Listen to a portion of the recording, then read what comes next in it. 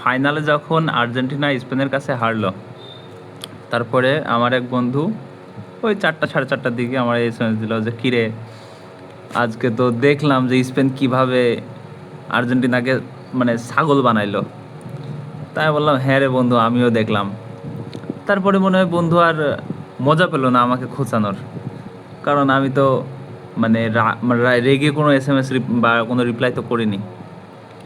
এবার সকালবেলা আরেকজন এসএমএস দিল যে কী ব্যাপার, আজকে তো পেনাল্টি পাইলে না। আমি বললাম হ্যাঁ রে বাল, টাকা পাঠাইছিলাম, টাকা ভুল নাম্বার চলে গিয়েছে। তারপর আরেকজন আবার এসএমএস দিল যে কী রে, রেফারি কি আজকে কিনতে পারিস নাই?